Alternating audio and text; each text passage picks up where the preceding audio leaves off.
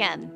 In this segment, we're going to talk about how to draft and clarify your expectations, and then how to share your expectations with your team. There are a lot of considerations here, so let's begin. So when you're identifying your expectations, the first thing I want to invite you to do is make sure that you focus on what it is that you want, the behaviors that you want to see from people, not what you don't want. Now, I know previously I said sometimes it can help by thinking about what you don't want, but you don't want to phrase your expectations when you communicate those to people in that terminology. We want it to be positive, right? So for example, we want to say communicate with respect instead of don't be rude. We want to always consider our intent. What is it that you are really hoping will happen as a result of this expectation? We want to make sure that the expectation serves an organizational purpose, that this isn't just about you, again, trying to manage people in your personal preference because you don't like something that people do. And an example of that would be that a lot of times managers put on their expectations list, be positive. But the reason that they say that is because they don't like to deal with people who have negative attitudes and raise conflict, or disagree. And that may or may not be valuable, right? So I think it's important to look at, are you telling people to be positive just because you don't want to deal with the fact that sometimes people don't agree with you? Or are you telling people to be positive because it really drives the kind of organizational culture that you want to have?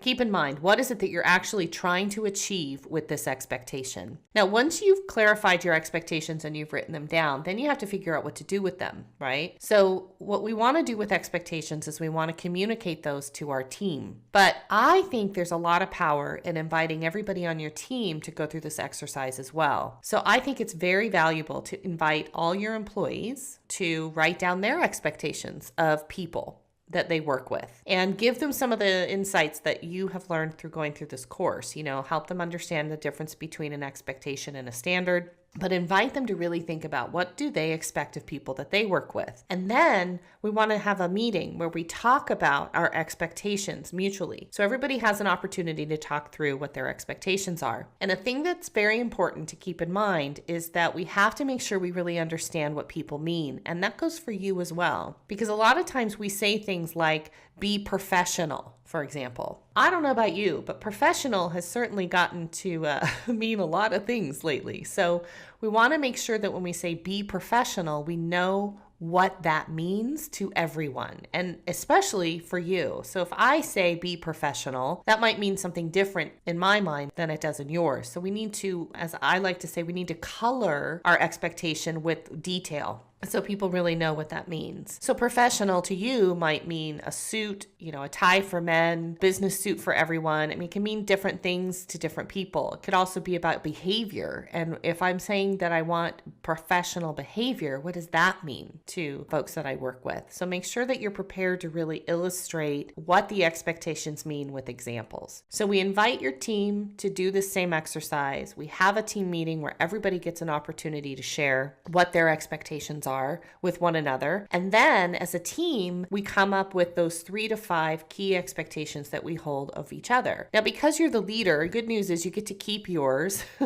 You don't have to get rid of yours for everybody else. But I think you'll find that most people have very similar expectations of one another when we really get to the work of discussing it. And then the next step, the final step, the key step is not that you've just had this meeting and this discussion, but that you write down these expectations and you give them to people and put them where they are visible. Put them in people's cubes, hang them on the wall, put them in your office. But we want these expectations to become living, breathing parts of who your team is, not just something you did last week in a meeting. And then the way that you can really keep this alive even more is recognizing people as they do great compared to these expectations. So if we have one about being honest with one another, then recognize someone who was really helpful and thoughtful about some feedback they provided.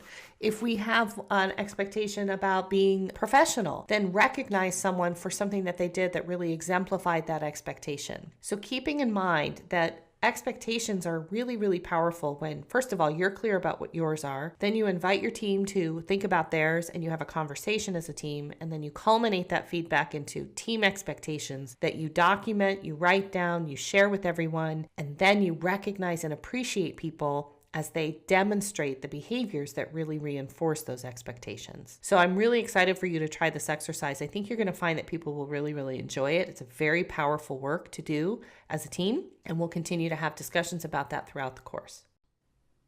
In summary of this video, defining expectations for leaders and teams, we want to remember that when writing expectations, we want to focus on the behaviors and the values that we want to see demonstrated. We want to focus on what we want, not what we don't want. I really recommend you invite team members to write their own expectations, and then you work as a team to find common understanding, definitions, and examples so that everybody really knows what those expectations are and they're really agreed upon. Not only do we want to talk about them, we want to document them and then display them, keep them somewhere so that everybody can see them and they stay alive in the organization.